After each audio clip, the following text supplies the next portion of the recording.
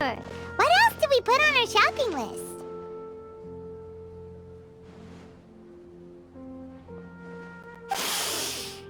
Oh, what a mouth-watering smell.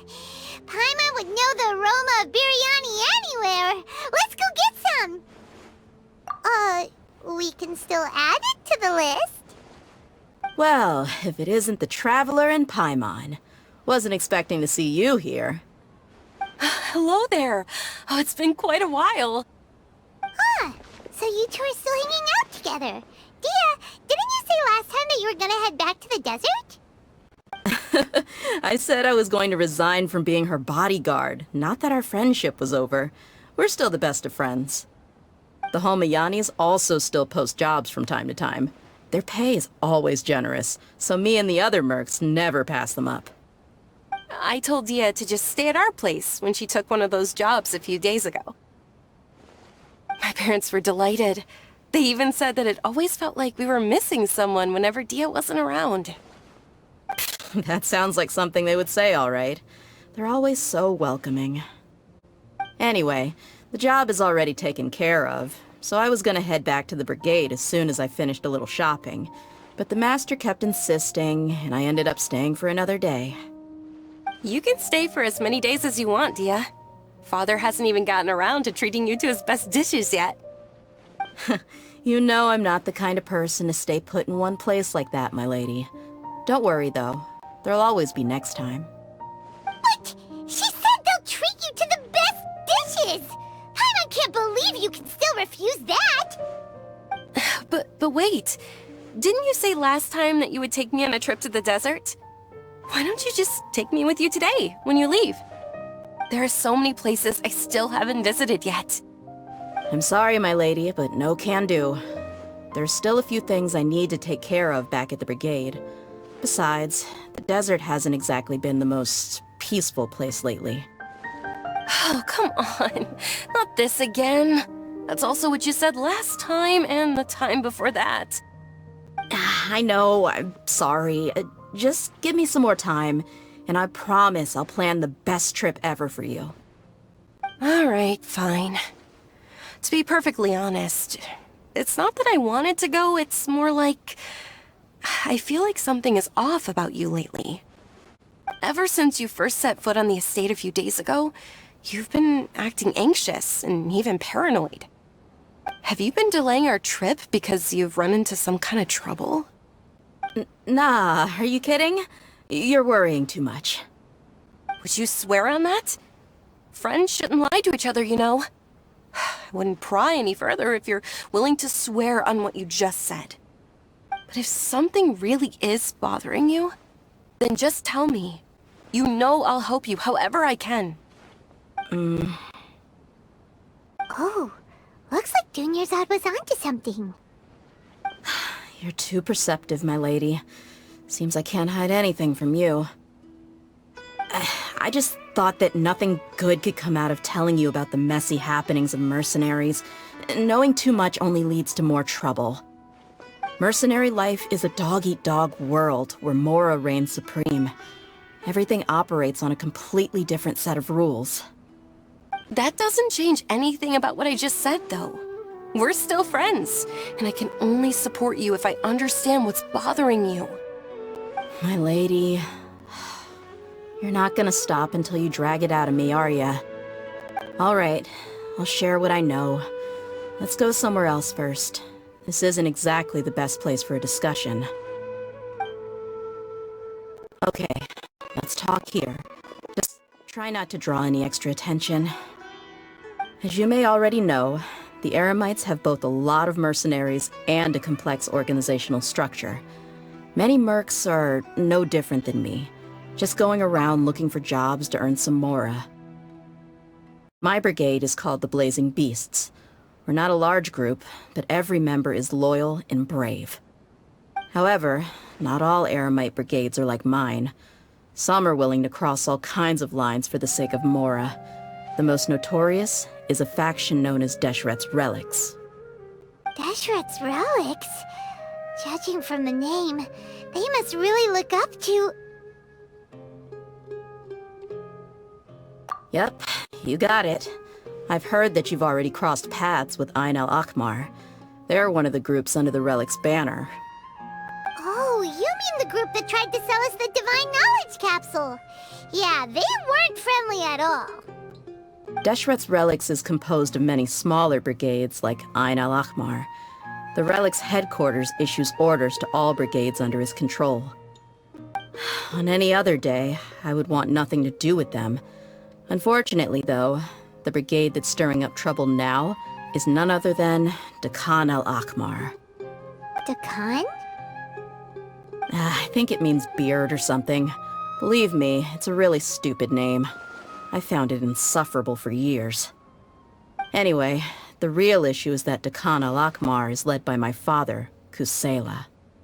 Say what now? I think I'm starting to understand your anxiety now. But what did they do? I won't go into details, my lady, but they've been involved in a lot of violent incidents. We're talking hundreds. Hundreds? Yep. The scenes tend to be quite gruesome, too. They strip the victims of all their valuables before murdering them. Not only have they targeted merchant caravans and ordinary citizens, but other mercenary brigades as well. That's beyond terrible. They won't even spare their own kind. I don't know how Deshret's Relic sees it. All I do know is that Dehya al-Akmar has become more and more aggressive over the last few years. If I don't do something about them, then even my brigade or the people of Aru village could become their next target. I just wish I knew what's driven him to do this. Yeah. How can your father do such terrible things? I don't know. People change. He's always been pretty pathetic. But at least in the past, there were still a few lines that he wouldn't cross. That's setting the bar pretty low. I mean, if he was even remotely decent, then why would I have to leave the brigade and cut all ties with him? He was loud and foolish, with no real sense of purpose. Instead of doing anything useful, he spent most of his time drinking and chasing after women. Of course, the other brigade members were just like him. Their ruckus would go on night after night. Sounds like a nightmare. What about your mother? Did she ever step in to stop them? Unfortunately, I never knew my mother. I'm sorry, Dehya. I didn't know. It's all right, my lady. That's pretty common in mercenary circles. Didn't I mention that my father was chasing after women? I was the result of one of those encounters with some random person. He told me that he wasn't sure who my mother was. And in any case, she never came to see me. He'd say, "You'll be fine as long as you remember to stick with Dad." But even then, he left most of the parenting to the brigade. The one thing I do remember is that he used to tell me stories. But the problem was that he had terrible taste. He only knew a few stories, and even those tended to be pretty stale. They were tales of desert warriors defeating dragons in the forest, or stories of mercenaries rescuing princesses from rebel armies. Sounds like your typical fairy tales. More or less, yeah. They were interesting maybe the first or second time around, but after about 20 repeats, they started to get a little dull. He seemed to think those stories were the best things ever, though. He was so into them that he'd call the whole brigade over and make them perform the whole thing as a play. Even the toys he gave me would all be story props. I'd get helmets, shields, and toy swords. It was only much later when I realized that the shows were more for him than they ever were for me. What an interesting guy. Yeah, I've always found him pretty childish, but that was something I could just shrug off. I had no reason to despise him. Until I grew up and learned the true face of Deshret's relics for myself. Looting, blackmail, violence, and fraud. They not only accepted such heinous acts, they would even openly boast about them. No one in the brigade was any kind of hero. Instead, my father and his cronies were more like the bad guys that needed to be taken down. Did they really think that as long as they didn't do any of that stuff right in front of me, I would never know? I think I can understand your feelings. The difference between perception and reality must have hit hard. Yeah, but don't worry, my lady. It's all water under the bridge to me now. I had a huge argument with my father and left that place behind for good. I'm not investigating them due to any bitter feelings I still have towards my father. I just want to protect those that are close to me. Yeah, I told the boys to gather as much information as they could. Most of the reports concern violent incidents, but there's also some talk of smuggling. I see. But isn't this investigation incredibly dangerous? It is, but every mercenary lives life on the edge. It's a lifestyle that I enjoy. That may be true, but it'll be impossible for those who care about you not to worry. Well, now you get why I didn't want to share any of this with you. What should we do?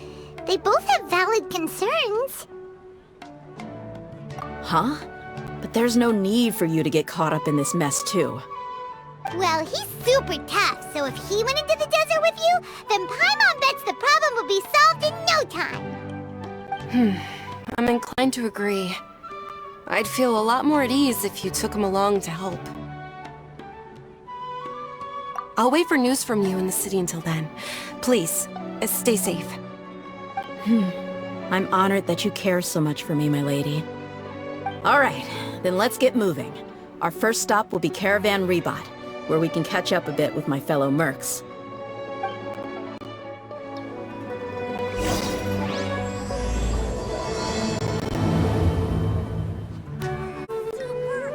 Please be careful. I'll stay in the city and wait for news from you. Just don't do anything reckless, all right?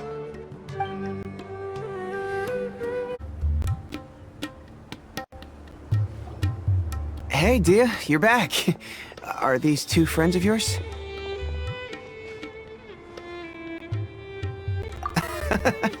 Likewise. There's no need to be so formal with us. We're a pretty casual crew. Anyway, since we've got a newcomer, let me fill you in on what the Khan al-Ahmar's been up to lately. They've become extremely aggressive. Apparently, even their own now have become acceptable targets. They even attack other relics brigades, just the same as any other mercenary brigade. Even the most ferocious beasts still protect their own. It sounds like they've thrown that straight to the wind. That's right. Once they've collected enough loot off the other mercenaries, they sell it off to a different brigade, or turn to merchants on the black market. A portion of their profits is immediately exchanged for more food and weaponry to be used in their next violent operation. That's terrible! Yeah, and it really makes you wonder why they're so desperate for Mora. A few days ago, Isham and I trailed them for a while, and even disguised ourselves as merchants to conduct trade with them. We were able to learn a few things from the exchange. Rather than saying they're out to plunder and hoard Mora, it'd probably be more accurate to say that they're experiencing an internal power struggle. Wait, a power struggle? You heard me right. The vast majority of their victims are mercenaries from the other brigades of Deshret's relics. If their only goal is Mora, they could have gone after anybody. The targeted nature of their attacks points to a power struggle between the different brigades within the relics. That's the only plausible explanation we have. Unfortunately, we weren't able to find out anything more specific. It seems they're also trying to keep things under wraps. Oh, one last thing we discovered was that over the past few years, as the Khan al-Ahmar became more and more active, Deshret's relics as a whole became a lot weaker. It sounds mighty strange to me too. Harun, you can leave the rest of the investigation to us. Gotta say though, I didn't expect you to go on a whole undercover mission during the few days I was gone. Sounds like you were really putting your necks on the line, no? Nah, it was nothing. We're just as concerned about the situation as you are. The Khan al-Ahmar is your father's crew after all. What he said. Besides, Dehya, haven't you done more dangerous things than all of us combined? What we did is nothing compared to your experiences. Yeah. And while they went to talk with Khan al-Ahmar, I took a look at the last camp they attacked. Any survivors of the attack were already long gone. There was nothing of value left in the camp. Ah, Hisham and Khalaf. You're here too. We rushed over as soon as we saw you come into Caravan Ribat. Although this new friend of yours looks a little green behind the ears, I'm sensing a special vibe from him. Now that we know you'll have a capable partner with you, we can also rest easy. Hey, what about Paimon? Feel anything special? Oh, you're also planning to tag along with them? Of course! Paimon is the traveler's most important guide. Wherever he goes, Paimon will follow. Oh, in that case, then you'd better take care of her too, Dehya. Don't underestimate Paimon! Don't worry about her. She may look tiny and helpless, but she's been through just as many battles as the Traveler here. Even if she had only survived on sheer luck, then that alone would still make her quite formidable. I had no idea. I guess I shouldn't judge by appearances. Oh, one other thing, Dehya. When you're free, why don't you update the deputy about your upcoming schedule? We held another recruitment event a few days ago, but everyone only came to see the Flame Main. You weren't around at the time, so people were pretty disappointed to only find our crew of rough, unkempt guys. The deputy put a lot of effort into the event, but it was basically for nothing. Only a few people chose to stay, and that really got to him. Sorry to hear that. I'll be sure to bring him some great liquor next time. I left in a hurry and I couldn't make it back in time for the event. Gotta admit, I can understand their disappointment, though. You're our brigade's main selling point, after all. Now, if only the deputy could figure out a way to bring a few more smoking hot members into our ranks. Keep dreaming. Remember the last time I invited a couple gals into the brigade? You all just froze up with your mouths gaping like a bunch of scarecrows. The awkward silence and weird expressions left quite the impression on them. They were originally interested in joining us, but after that, they both told me they were too uncomfortable to stick around. Hey, didn't we agree to never bring that up again? Huh? Wait, are you serious? Why have I never heard about this? I don't think you were part of the brigade yet. Are you kidding me? I missed a once-in-a-lifetime moment like that and you weren't even gonna tell me? All right. We can tell you about it later. Now's not the time. Hey, don't you try to change the subject. You and Hisham get your butts over here and tell me everything right now. Are they always like this? More or less. There aren't many rules or graces when it comes to mercenaries. We're used to just speaking our minds. If someone starts getting under your skin, you just yell right back at them. And if that doesn't put an end to it, then you just challenge them to a fight. But we also don't tend to take many things too seriously. Being direct and getting it all out of your system as soon as things come up is better than keeping everything bottled up, never talking about it. That's also why I never spare their feelings when I talk to them. If I want to laugh, I'll laugh. If I'm angry, then I'll unload on them. It's hard to stop once you get used to it. Though, I can never do that when I'm with the Homiyanis. Hey, knuckleheads! Can you at least tell me the rest of the intel before you go back to your bickering? Yeah, you hear her, Holloff? Told you we gotta focus on the investigation first. I drew up a map. Right here is the spot. There you'll find the merchant caravan responsible for getting rid of Dakan al-Akhmar's looted goods. All you gotta do is wait and ambush them in the evening. They'll have no idea what hit them. Perfect. Thanks for that. Be sure to pass my regards to everyone else in the brigade as well. Will do. You stay safe, Dehya.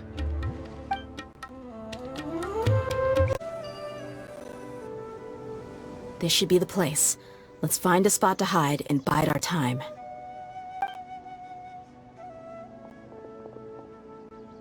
It's gonna come down to a fight one way or another, so let's all be careful. No need to worry. He knows his way around a fight. I'm not worried about that. What I meant is that we probably shouldn't go too hard on the enemy. After all, we still need to get information out of them.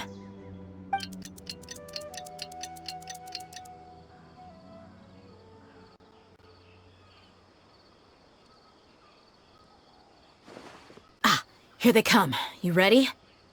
Let's not give them a chance to react and end this quickly.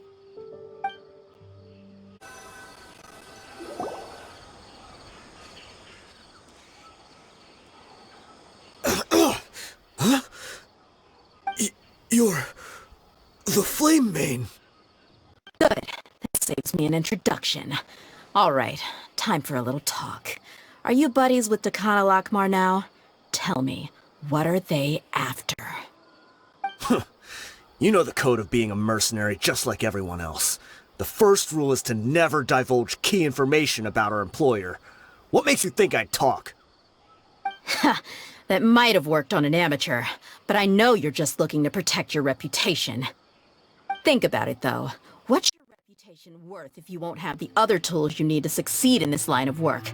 Tools like, I don't know, your limbs or eyes? You've got 5 seconds. You might want to think twice about how much your employer's information is worth to you. Whoa! I'm not joking around. We can do this the easy way or the painful way. 2 seconds! I'll save you the trouble.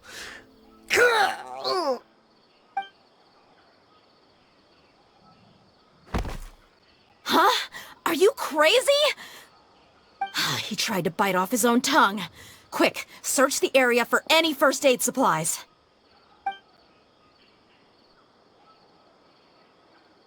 I definitely didn't expect him to go that far.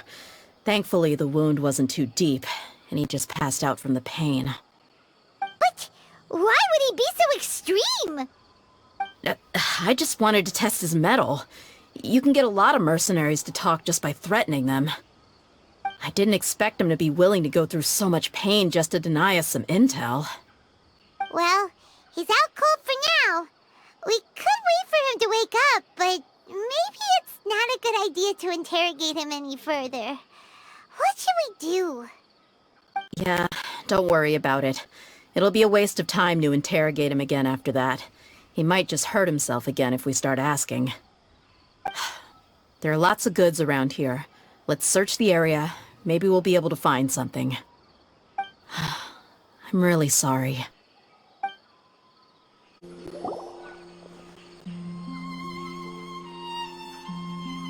We found a piece of paper with a bunch of names on it. Maybe it's a record of something. Let me take a look.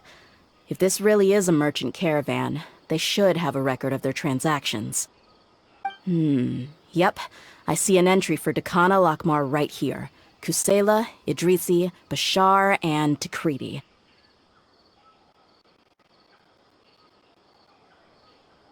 All familiar names. Dakana Lakmar has been trading for a hefty supply of food, weapons, and medicine.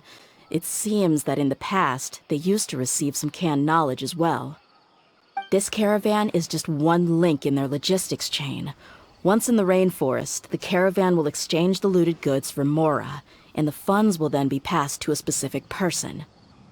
That person will then pack the caravan full of necessary goods, which will then be brought right back to Dakana Lakmar. Wait, why is there no Mora value recorded for the final transaction? No value?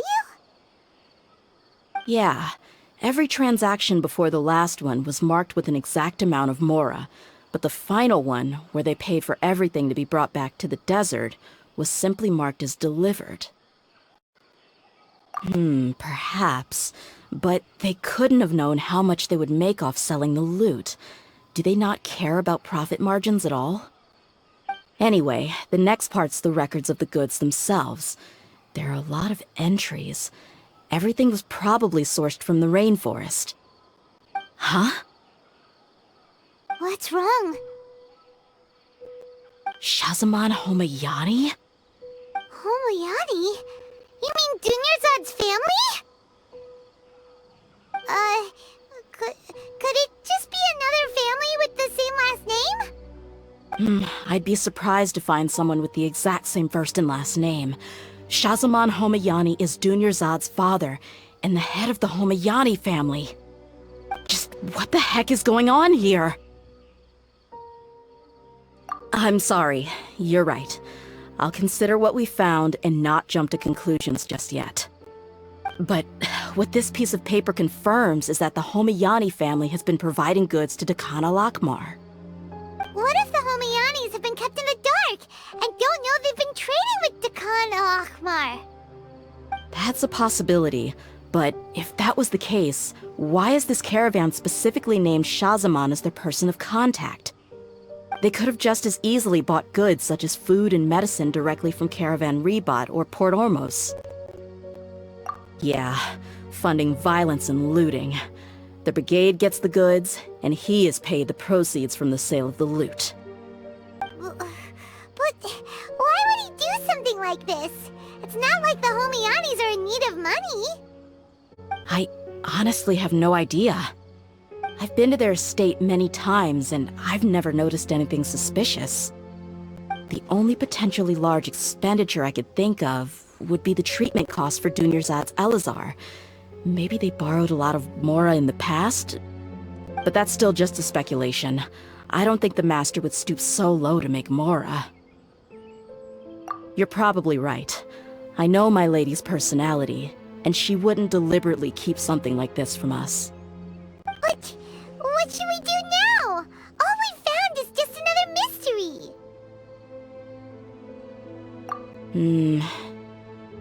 If you ask me, we already have no choice but to confront her about this.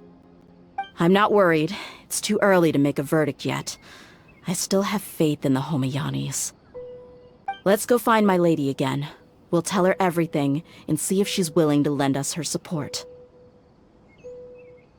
If we're lucky, we can not only figure out the mystery of this paper, but also follow the trail of breadcrumbs to the people responsible at Dakana Lakmar. Dehya, are you sure this is the best decision? What if instead of getting the help we need, we just end up revealing everything we've discovered to the enemy? I've considered that possibility. But even still, I want to tell her what we found. I think I owe her that much. True friendship is built on trust. She showed genuine concern for me when we first brought up the topic. I can't repay her kindness with doubt and suspicion. That's not how I deal with people. You're right. Paimon wants to trust Dunyarzad too. Yeah. Let's pay another visit to Sumeru City. We're back, my lady. Oh, you're back a lot sooner than I expected. You mustn't have run into any trouble then. Well, how did it go? What did you come up with? Actually, we're still investigating. It's just that we've discovered something strange. I see. The clues you found have led you back here, in the city? Something like that. Yeah. You all look a little dispirited. Whatever you found must not have been very encouraging after all. Why don't you discuss it with me? Maybe I'll be able to say something to cheer you up? It's okay, my lady. It's not so much about me being upset with my father or anything like that. How should I put this? So something is wrong. Even the Traveler and Paimon have been uncharacteristically quiet. On any other day, Paimon would have already waved to me with a smile and shouted, "Dunyarzad, we're back!" So tell me, what happened? Well? My lady, please prepare yourself for what we're going to tell you next. It concerns the Master. The Master? You mean my father? Okay, I understand. Don't worry about me. I'll listen as attentively as I can.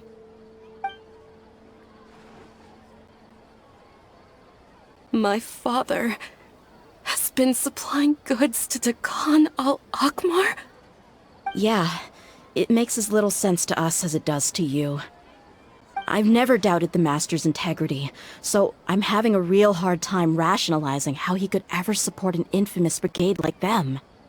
Maybe he's not actually aware of the full story and just stumbled into the deal by accident. I can't help but agree with the Traveler. Huh? You mean you feel the same way, Dunyarzad? Thank you for sharing all this information with me. Since you've told me everything you know, I should also tell you about some doubts that I've been harboring for quite a while. In the past, I thought that my father hired a bodyguard for me so that I wouldn't run away and get lost. However, there are plenty of capable mercenaries in the Corps of 30. Why did my father go out of his way to hire Dehya? About that. Well, the Homiyanis really needed bodyguards, so they reached out to the Blazing Beasts. Later, the Master told me that I was one of the best mercenaries he'd ever seen, and that I should stick around and become one of his bodyguards. He offered me a pile of mora, so I just signed on. Well, but that didn't really answer my question. Just think about it. Why did my father specifically reach out to the Blazing Beasts? Maybe the Corps of 30 just didn't have anyone available, or maybe someone recommended us. I've never given it too much thought. I think I get what you're saying. You'd think none of this was a coincidence. Precisely. At first glance, nothing seems strange or out of place. But there are many parts of the story that don't actually make any sense. If my father had always been in contact with Dekan al-Akmar, then it would make sense for him to bring Dehya into our house. You mean the goal all along was to get Dehya to be your bodyguard? No, that's too much of a stretch. I cut all ties with my father a long time ago. He has no control over my life anymore. But that still doesn't rule out the possibility that your father has still been trying to influence your life without you knowing. So, the Master was not likely an innocent victim in all of this? Sorry we put all this on you so suddenly, Dunyarzad. It's okay, Paimon. I should actually be thanking you. Regardless of his reasons, if my father has truly been funding a violent group of mercenaries, then it's my duty to bring him back to reason. But is that really the right thing to do? My father has committed many atrocities and deserves all the punishment that he has coming to him. I have zero sympathy for him. You may call me an ungrateful child, but my feelings will remain the same. However, the Homiyani family has treated me with nothing but generosity and kindness. If we decide to investigate this further, we could end up implicating the entire Homiyani family. I would be biting the hand that's fed me over all these years. Dehya. It's alright, Dehya. If anyone were to ask, you could always just say that I'm the one who instructed you to get to the bottom of this. You don't have to do that, my lady. I'm not conflicted because I'm afraid of taking responsibility. Besides, you're the one we should all be worried about right now. Hey! It's still too early to give up hope! What was the thing about friendship again? Right, yeah, trust! You said that yourself, Dehya! Besides, there's no point on getting all riled up before we've confirmed all the facts! Thank you, everyone. That makes a lot of sense. I guess I should always remember the trust that I've placed in people. In which case, my lady, could you ask the Master to come out and have a chat with us? Sure thing. I also hope he'll be able to give us a logical explanation. Let's meet at the usual place then. Usual place? Ah, right!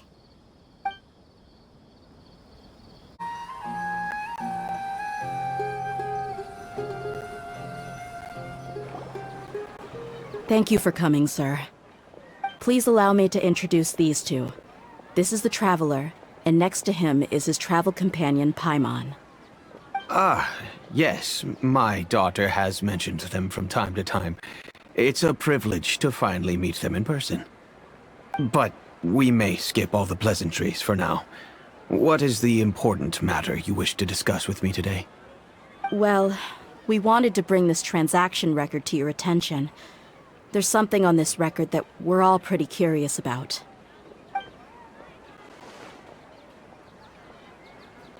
So, that's what you found. Seems like I can't keep everything from you much longer. If you wouldn't mind, we'd like an explanation.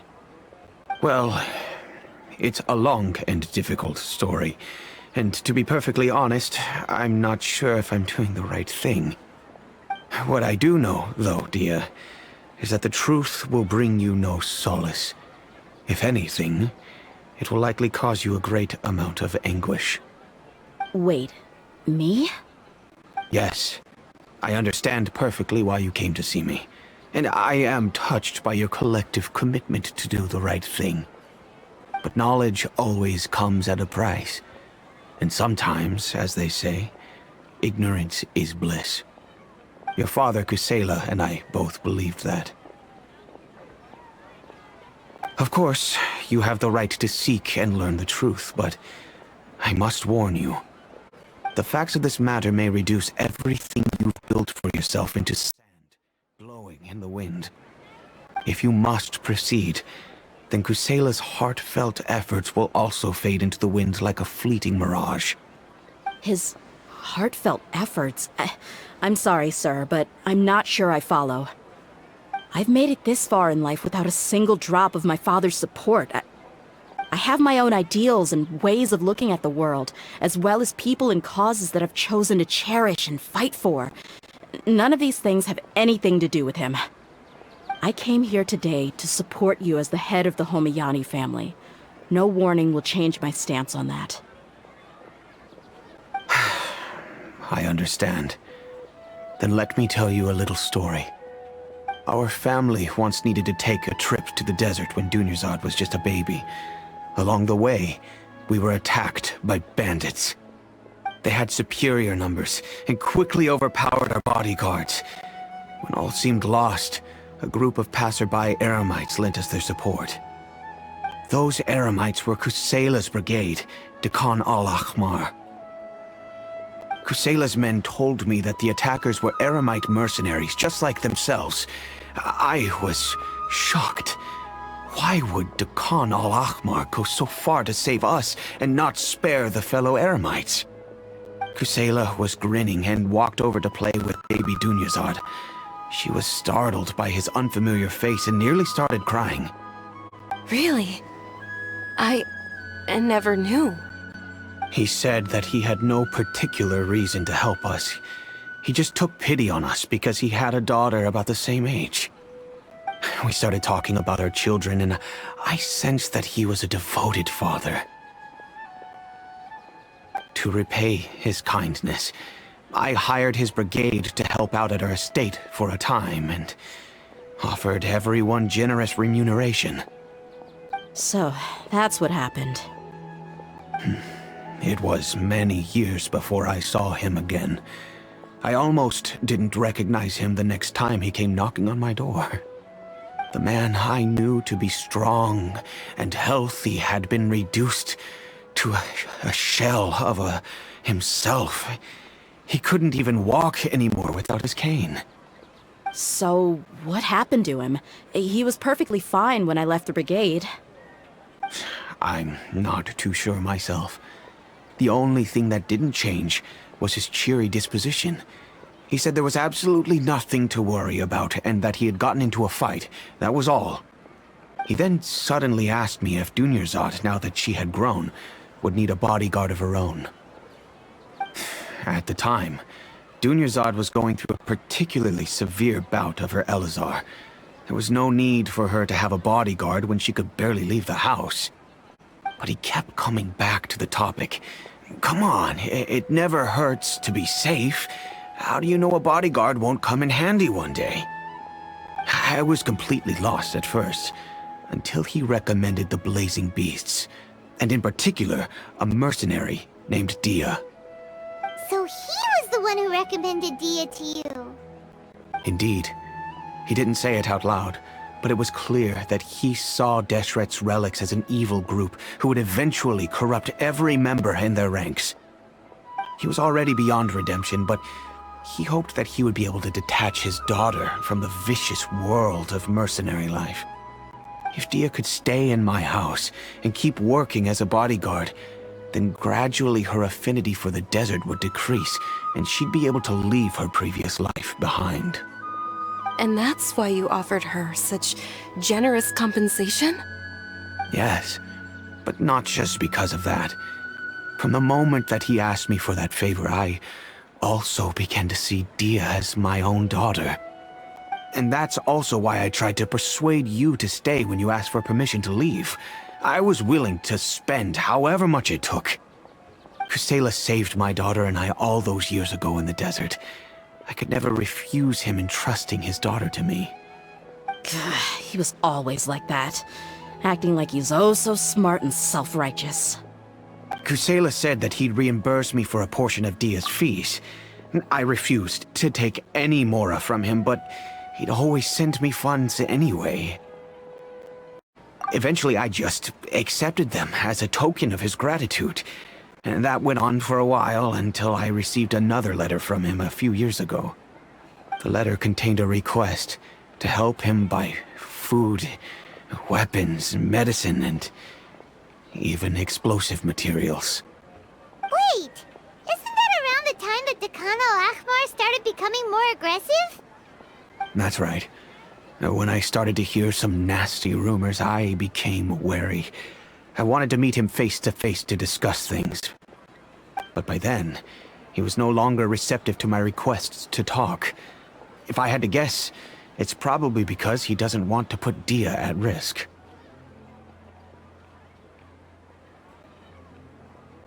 That thought occurred to me as well. I figured that he probably came to me for help because he had nobody else to turn to. After some deliberation, I decided to send him some food and medicine. I turned down all his requests for explosives and weaponry.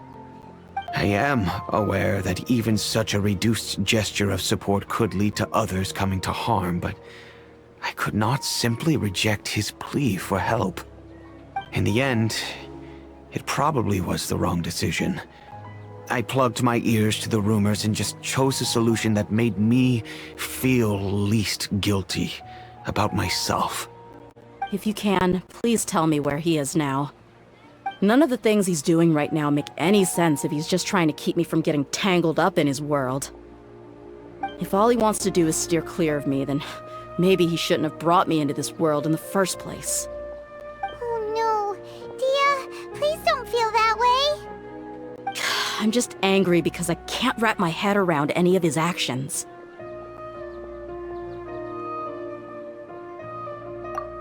Another way? I don't know. I knew him, and he was nothing more than a childish brute. I can't understand what's going through his head. But I guess you do have a point. We haven't uncovered the whole truth yet. We still need to figure out his exact actions and reasoning for these last few years. I'll do my best to help. Of course, anything between the two of you would need to be resolved between you and him alone. I don't know Kusela's exact whereabouts. Outside of supplying his brigade with some goods, I tried my best to avoid getting involved any further with him. However, there's a man on the list named Jawed. He used to be a mercenary in the desert and is now a member of the Corps of 30. He's responsible for supplying weapons and liaising with the Dekhan al-Ahmar's merchant caravan. I think he should know Kusela's whereabouts. I've heard that he likes to have a few drinks alone and enjoy the cool wind at night outside the tavern. Maybe you'll be able to find him there. Understood. Thank you, sir. Then I guess this is bye for now, unless... I'll stay and be with my father here. To be honest, I'm still a little dazed and haven't finished processing everything quite yet. My father has indeed done something wrong, but if I think about it, I'm also not sure if there was a right way to handle this problem. I feel like our only course of action is to turn everything we know over to the Corps of 30 and let them render judgment. Yes. I am prepared to accept whatever verdict they choose. It's time to face my mistakes.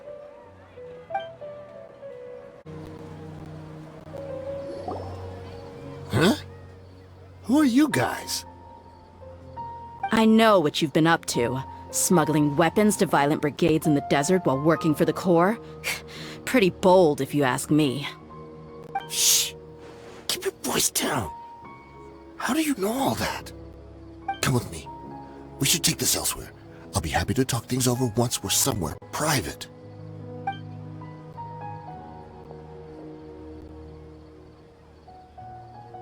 This place should do.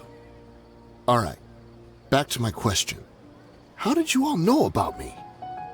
Don't worry about that for now. You know what kind of punishment you'll face once we report you to the Corps, I assume. Wait, there's no need to jump the gun. Let's talk this out. What are your terms?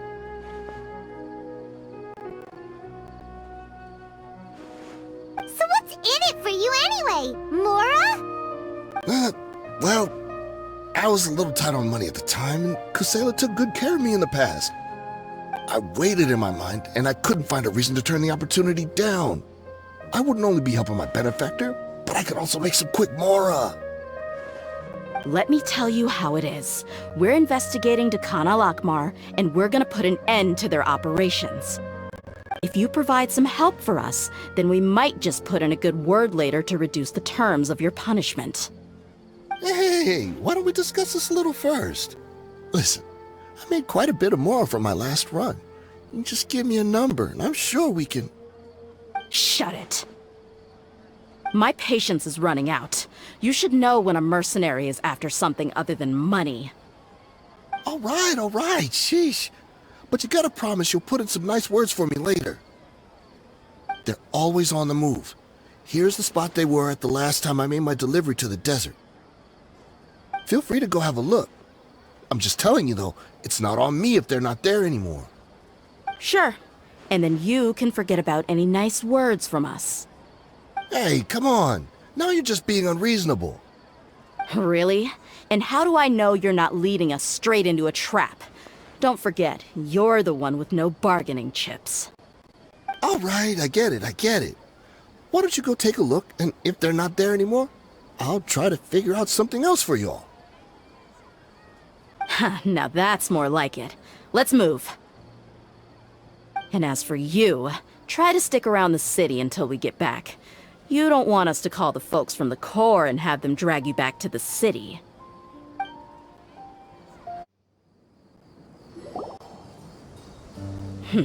Seems like we're in luck. That should be their camp right up ahead. Let's go. We'll finally get to the bottom of this ourselves.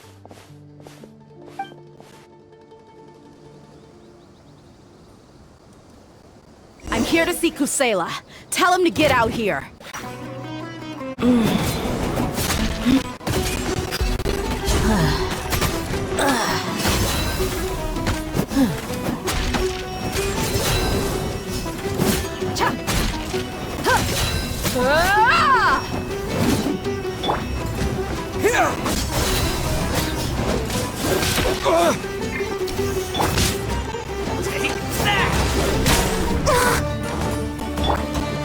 Spring forth! Scatter!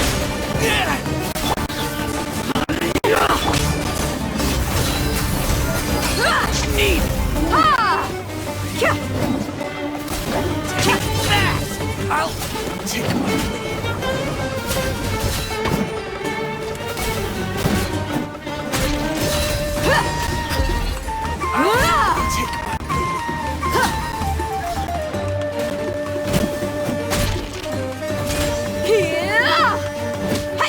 Haven't you all done enough?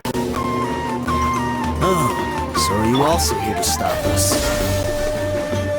Stay out of this. It's got nothing to do with you.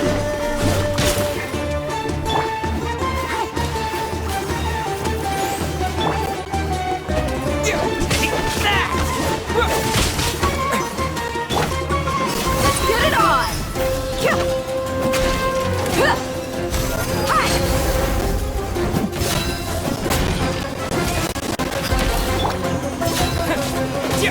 Propagate!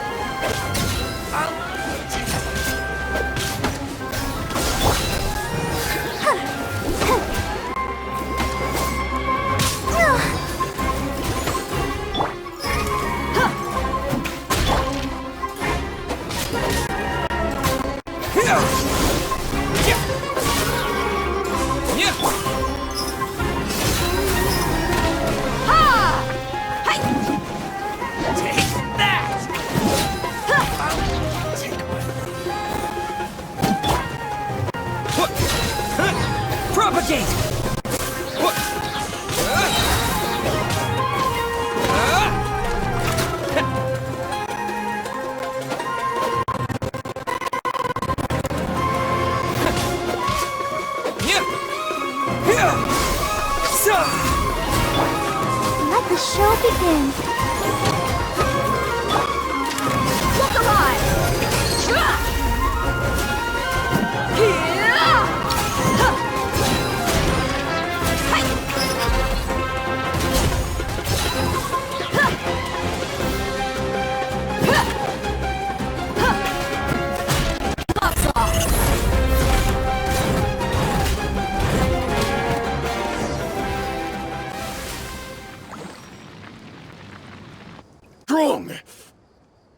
Enough fighting. We all know each other, and I don't want to take things too far. Just bring Kusela to me. There's no use hiding him anymore. Did you understand a single word I just said? Or do I need to bash your skull in some more? All right, everyone, let's all just calm down for a second. Dehya, the boss can't come out and see you anymore. He died a long time ago. What? Seems like you've been out of the loop for a while. Guess that's for the best, though. At least, that's what the old man wanted. When did he die? What happened to him? A few years ago, Kusela broke up Dakan al-Ahmar and went to the Deshret's Relics headquarters by himself. So is that when you guys started acting up? We would prefer to call it taking revenge. Every last person in Deshret's Relics must pay in blood for what they did. Let me start from the beginning. Dehya, do you know how the head of the Relics maintained order internally? Overwhelming strength and unquestionable authority? Those were a part of it, yes. But just those on their own weren't enough. They had another tool at their disposal. They called it a person's record. Regardless of whether they joined by their own will or were coerced, every person in Deshret's Relics were forced to leave a record of themselves at headquarters. Whether it be their deepest sin, some unforgivable act, or their most immoral exploit, the record served both as a symbol of loyalty and the perfect material for blackmail. That's precisely it. Every one of us have a record. Me, Bashar, Tikriti, and all the boys who grew up with Dehya and ended up joining our ranks. But you, Dehya, you were never asked to provide a record, were you? I never even knew this was a requirement. You were probably the only person in all of Deshret's Relics who didn't know about it. Ever since you were born, Boss had been trying to shield you from this organization's sinister rules. Not only that, but he also banned all of us from committing any nefarious acts. He said he'd take care of the dues we had to pay regularly to headquarters. But in the end, he was just an ordinary person. What could he do?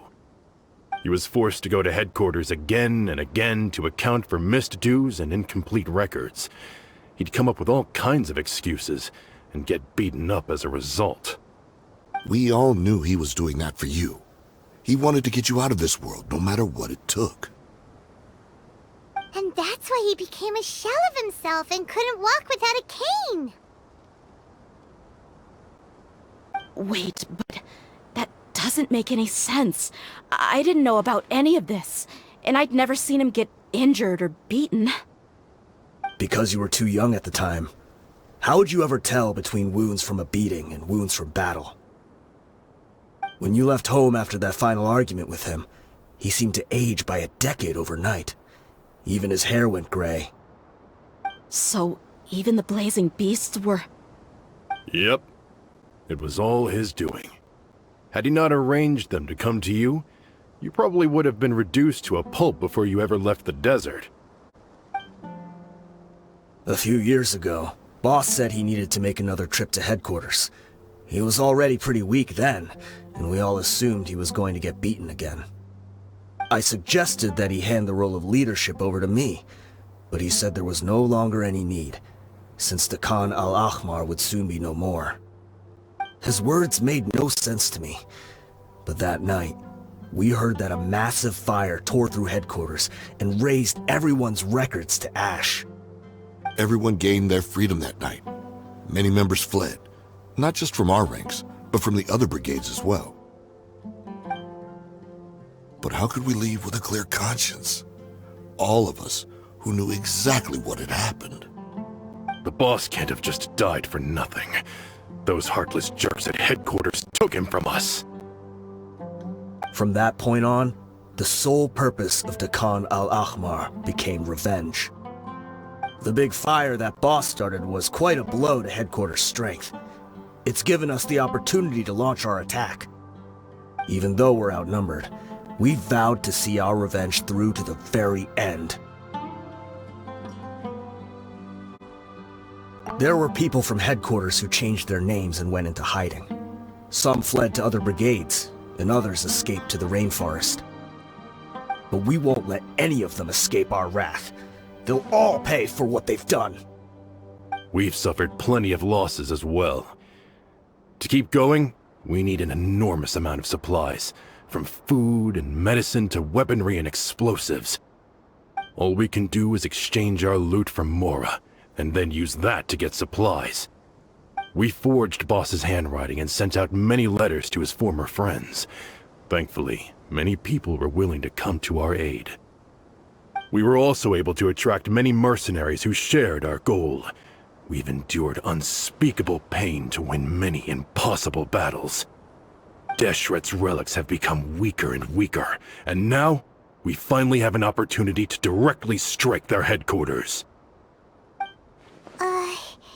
Paimon doesn't know what to say anymore.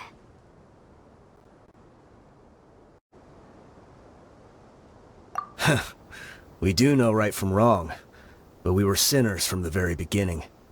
We do not deserve the freedom that the boss won for us with his life. Boss always loved his old-fashioned hero stories. Those tales about sacrificing yourself to save the world. We used to always laugh at him for it, but in the end, he really went and lived those stories out himself. As for me, I never considered myself a hero. We're all the lowest of the low. We have no right to even imagine such an existence. But maybe those hero stories he liked foreshadowed everything that was to come. The spirit of the hero touched all those he had saved, and more people joined his cause. Maybe we were all just acting along with the play in the beginning. But as we acted the parts and recited the lines, we were drawn in. And now, we want to see the story through to the end. I'm sorry, Dehya. I know you always found us insufferable ever since you were young. Just think of this as a madman ranting. I'll go with you. Huh? Dehya? You wanna go with them? I grew up with these guys, and I know they're not bad people. It's just that some situations get so bad that it's difficult to tell good from evil. All I know is that Deshret's relics must be destroyed. Furthermore, I want to go see the place for myself. I want to know if my father is still there. I know you don't want to get involved in this, so there's no need for you to tag along. I can do this on my own. Yeah, Paimon feels like we'd only regret it if we don't see this through to the end. Thank you. We'll be a lot stronger together with you. I bet Boss would lose his mind if he ever knew you'd join us at the very last moment like this. Considering all the losses and injuries we sustained, we can't afford to turn down someone as powerful as you. He can think whatever he wants. But the fact is, I owe him this much.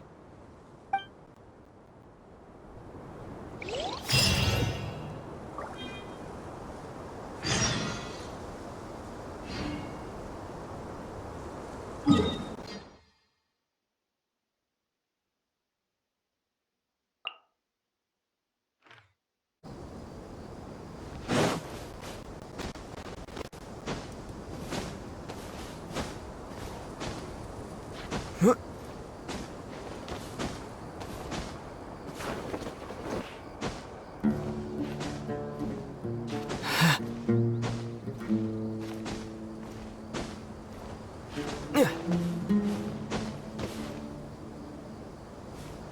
this the entrance? We sure didn't run into much trouble on the way here. Should be. I don't think they have enough manpower left to post guards and defend their perimeters.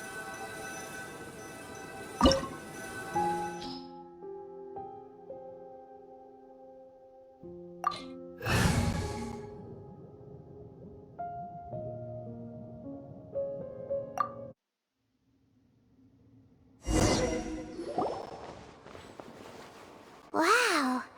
Paimon didn't expect it to look like this on the inside. They should all be holed up in here. Don't know how many people they've got left, though. Who cares? We'll round up all of them. Still, we should be careful. Even if they've only got one shot left, it could still take us out. Yeah, we'll know what they're really capable of once we've landed some hits on them. Deshret's relics may have been a force to be reckoned with before, but their name means nothing now. Yeah, they don't stand a chance with you here. I'll take the lead. I've been here once before.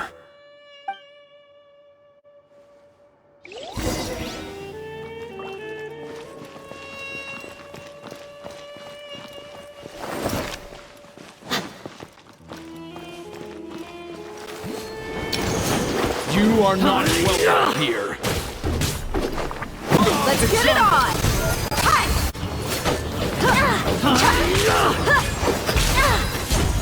I'm getting sick of this game. Come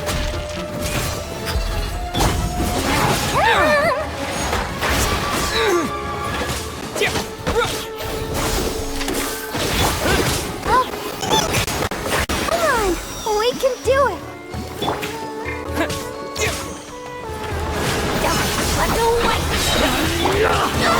Tricks up your sleeve.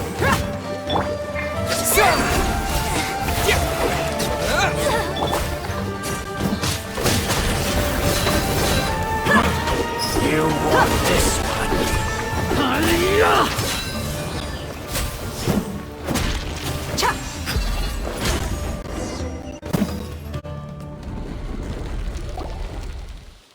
This way, follow me.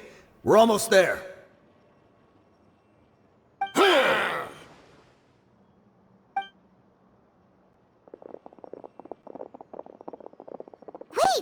They went charging ahead without checking for any traps!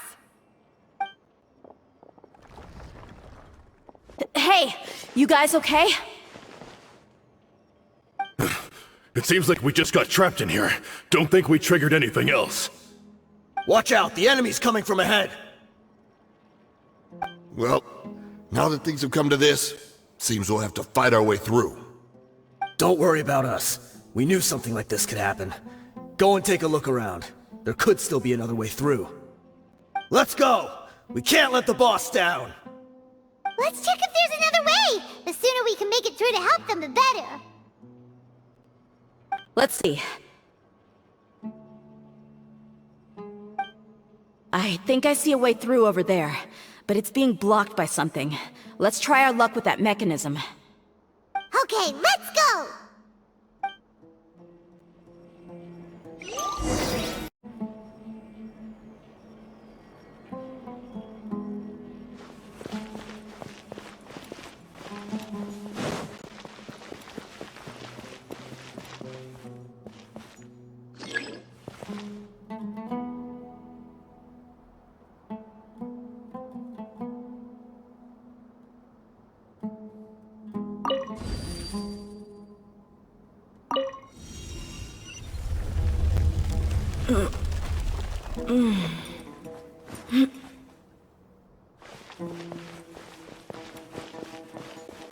Let the show begin.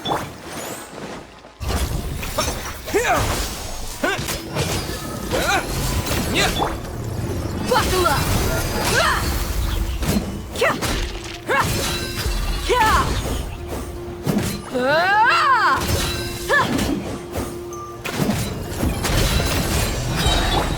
Scatter!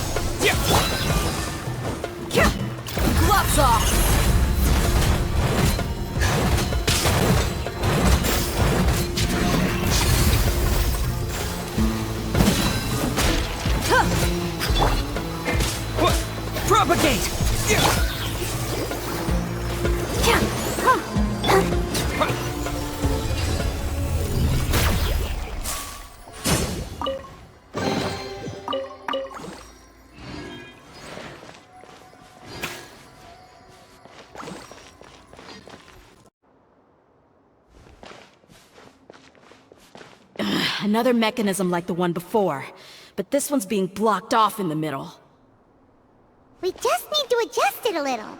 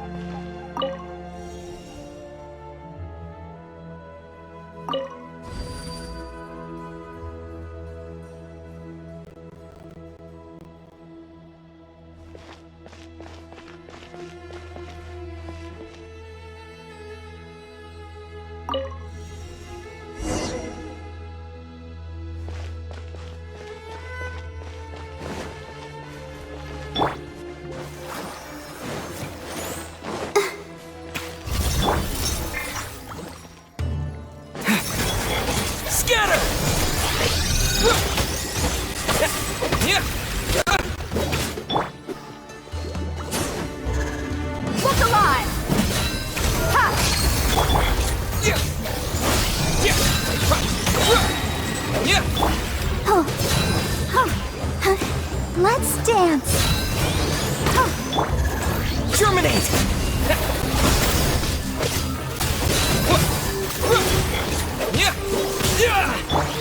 Buckle up! Hi!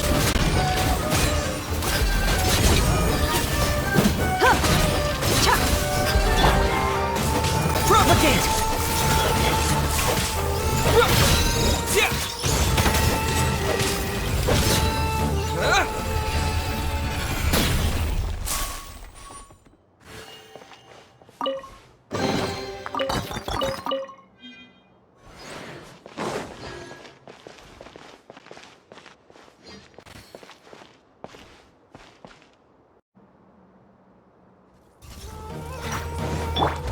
I'll protect us.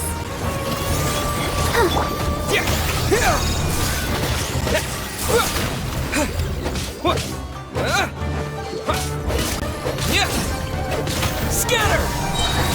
Spring forth! Look alive! You're dead meat!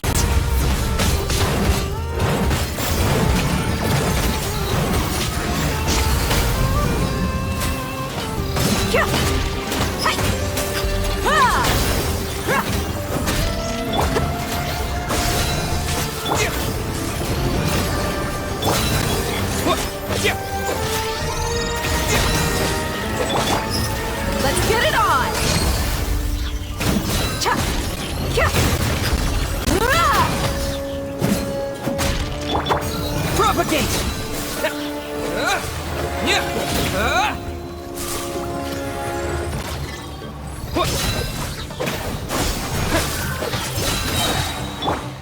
Buckle up! Huh.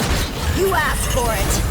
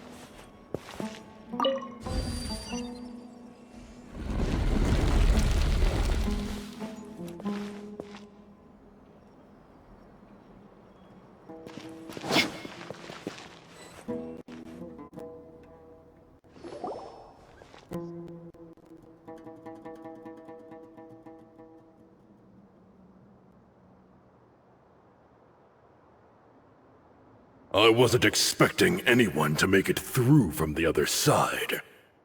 But as a desert dweller, I suppose we should be used to our folks defying all expectations. Don't waste your breath. You have nowhere to run. Run? Had I wanted to run, I would have fled 1,000 times already. I witnessed the golden age of Deshret's relics. Even if I could leave this place behind, all that awaits me now are endless days of humiliation and ruin. Even now, my brothers and I still believe in one thing. The greatest should never live to remember their fall. So you want to go out in a blaze of glory? Let us draw our weapons! We will show them the true power King Deshret bestowed upon his followers. They are but two, while we hold within ourselves the entirety of the relic's glory! Wave 1, charge! Eliminate them!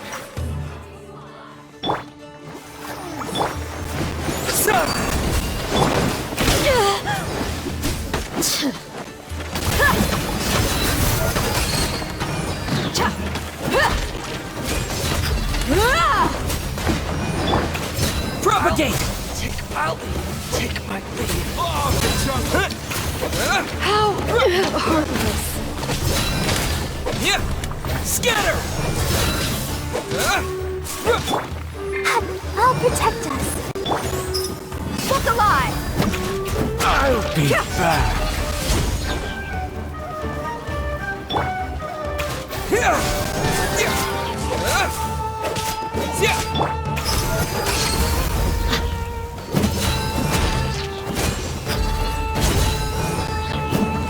Don't think that you've won.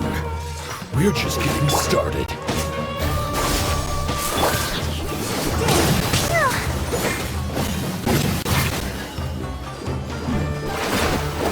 Eat this! Spring forth! Got it!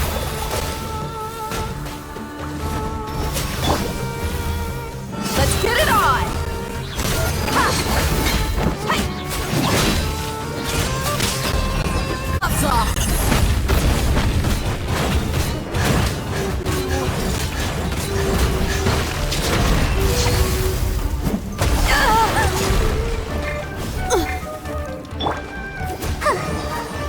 Come on, we can do it.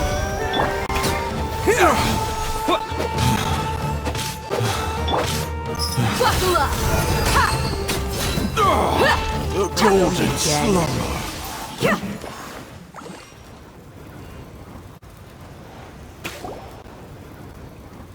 The commander has finally fallen! But they're still coming at us! This place is like a gladiator's ring. They just keep coming no matter how many we beat! Yes, keep fighting! There's no need to fear, and no need to back down! This is our last stand! When the next wave comes, try to draw away their attacks. I'm going to see if I can take out that high platform.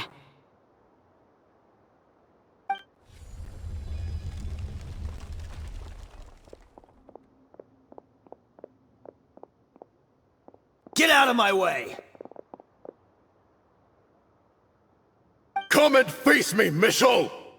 Ugh, so they've broken through the front as well. Apologies, Lord Michal. They fight like absolute madmen! No matter how much we throw at them, they just keep coming for more!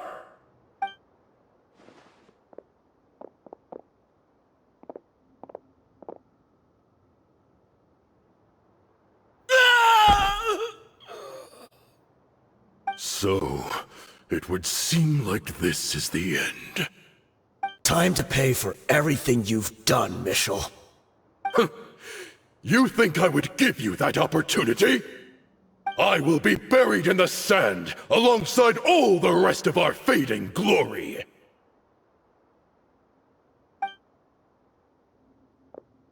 Hey, wait!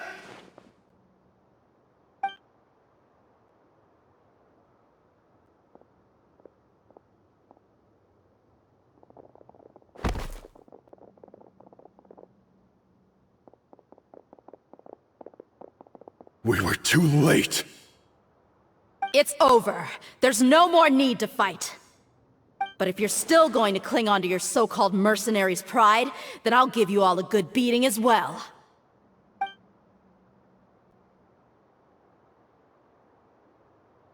Hey, Dehya! I found the mechanism. I'll get you all back up here right away. Let's go.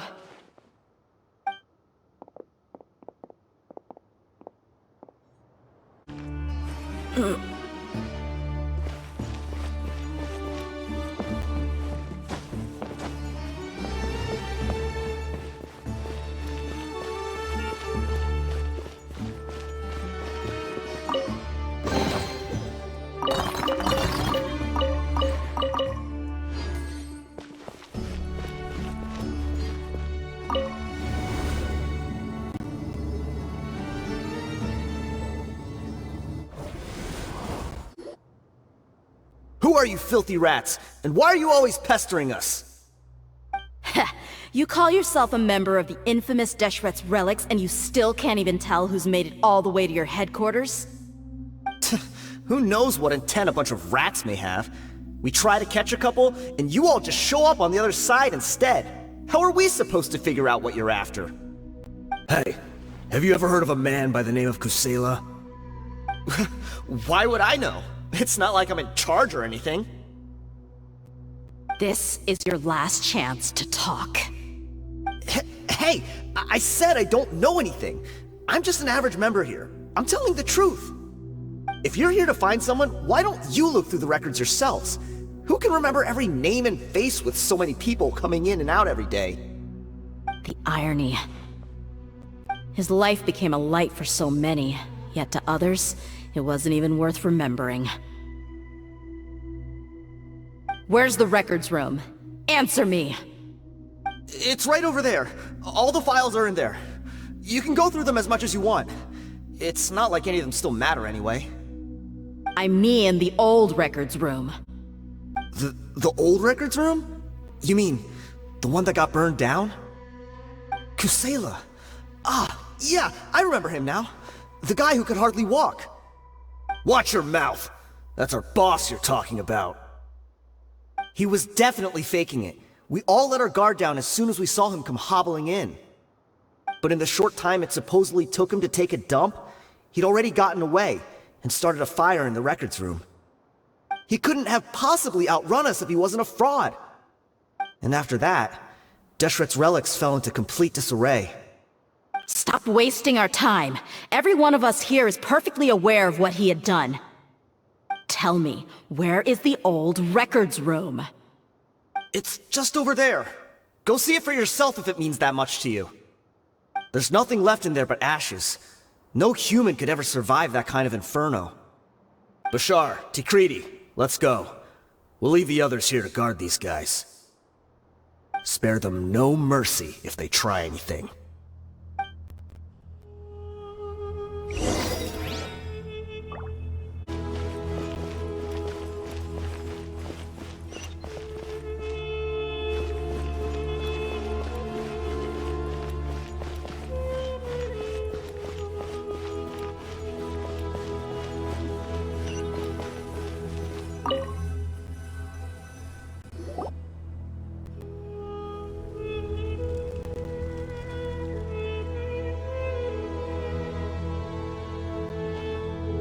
So, this was his final destination. How did he do it? Getting past all the guards with a limp and sneaking in here to start a fire? If he was nimble enough to do that, then he must have been able to get out of here after starting the fire, right? Dehya. I'm sorry. I know it's just wishful thinking. Let's look around. Maybe we can find something that's been left behind.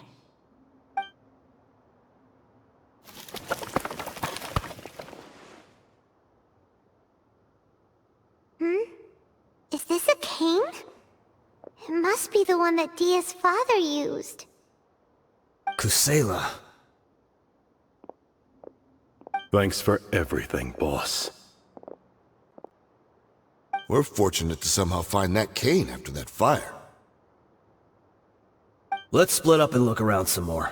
What if something else has been left behind? But what else could survive a fire like that?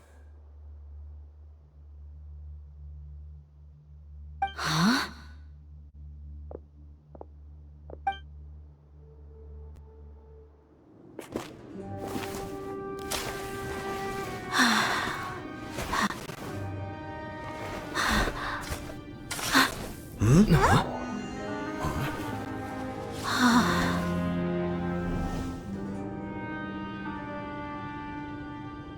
Potso.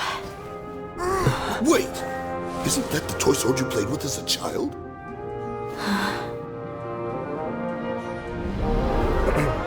The dragon is no more, for Princess Dehya has slain it. Its head now hangs above the city gates. Her bravery has brought eternal peace and prosperity to us all. Dehya, come on. This is the most important line. You can do it. But Dehya, you defeated the dragon. Everyone's waiting for your speech. Still too shy, huh? All right, I'll do it. I hereby proclaim our victory. Evil shall plague us no more.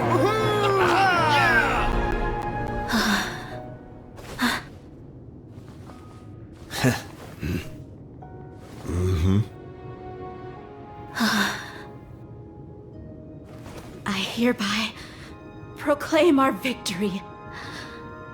Evil shall plague us no more, Dad.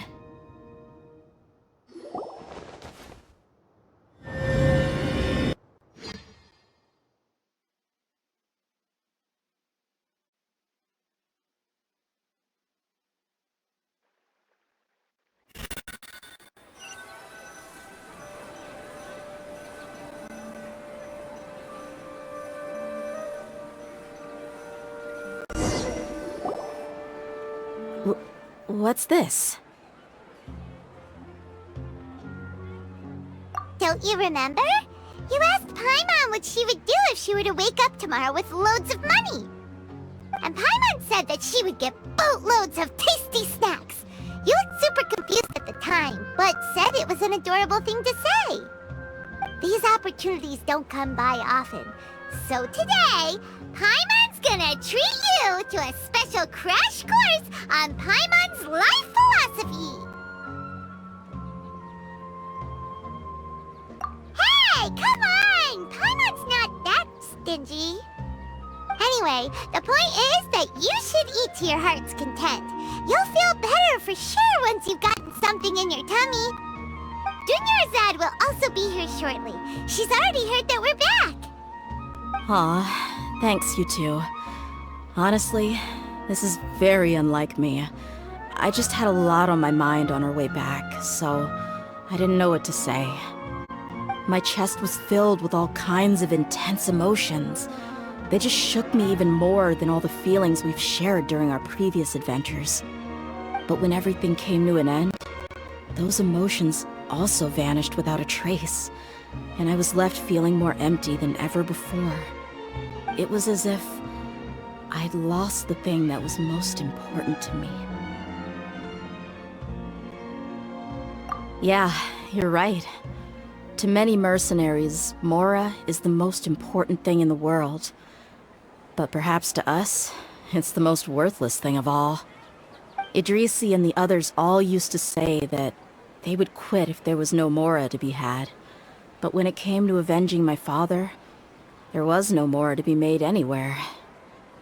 My reality shattered when I found out that the father who always told me hero stories was in fact a bad guy.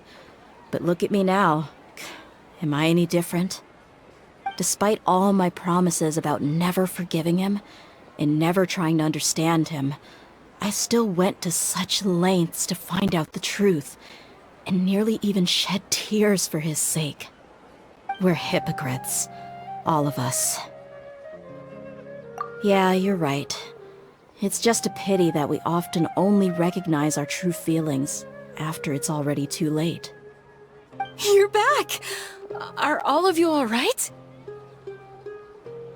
Ah, there she is. Yeah. Many people from the Corps of 30 came over, and I just wrapped up everything with my dad. All I can do now is wait for their verdict. Huh? Dehya, you're looking quite down again. Paimon will explain. A lot happened while we were gone.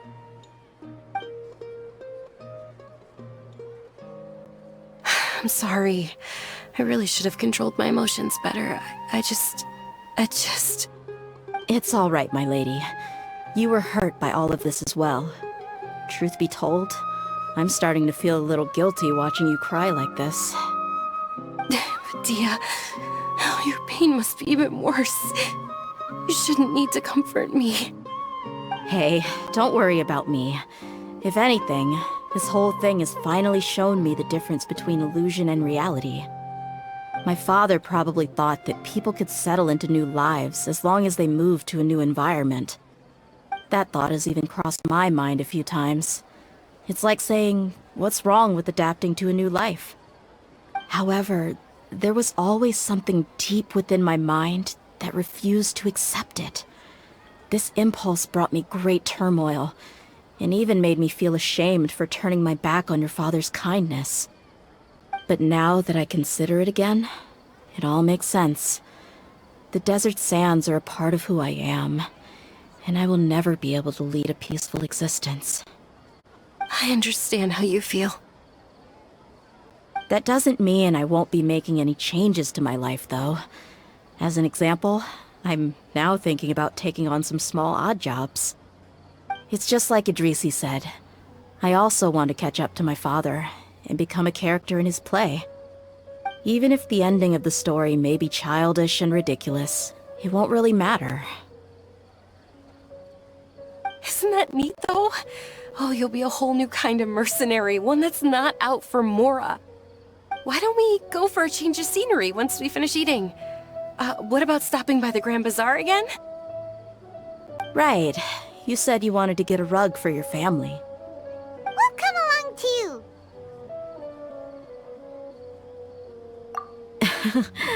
I can't thank you enough for taking care of me this entire time.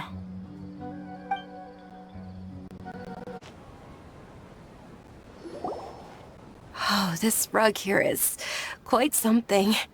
The craftsmanship is exquisite, and the fabric is also of high quality. Ah, here you are. Finally, I found you. Hey! Aren't you that mercenary who bit his tongue? You can still talk? Wait, are you here to take revenge on us? What are you talking about? Do I look like I could take you all in a fight? I just came here to give you something. I'll be on my way to give myself up to the Corps after this. Once I woke up, I hurried to the Khan al-Ahmar's camp, hoping to alert them to your presence. But when I got there, I found no one except the members who were still too injured to move. Ah, so you probably got there after us. Yeah, they told me that they had exacted their revenge, and everyone had turned themselves in to the authorities. Even that last camp was not going to last for much longer. I had joined the cause to repay an old favor from Kusela. Now that everyone's already turned themselves in, I might as well do the same. One of the injured members gave this box to me, and told me that it contained some of the old man's last possessions. Everything left in the camp will get confiscated, so I figured I should get this to you before the Corps could get their hands on it. Thank you. No worries. We are all just living our own truths. There's no need to comment or judge anyone for it. So this box contains everything that Dehya's father left behind. Huh. It feels lighter than expected. Well, back in the day, the first thing he did with any Mora was spend it on things like drinks and meat. But let's see what's inside. What's this? It's just a bunch of junk. It kinda stinks. Perhaps it's just been left unopened for too long. A handwritten copy of a storybook. The paper's already yellowed, and it looks like it's about to fall apart. It was against the Academia's rules to possess books for personal use. if he was going to break that rule, he could have at least copied something useful. That probably means this was really important to him. Ah, and here are a few bags of children's snacks. The packaging's completely deteriorated. Maybe that's where the smell was coming from. Did he get those for you? Yeah, but here's the thing, though. Even when I was a child, I was never a fan of these kinds of snacks. He'd always say that he got them for me, but in the end, he always ate more than I ever did. Who even leaves snacks in a box like this anyway? Isn't that just common sense? Forget it. Let me see what else is in here.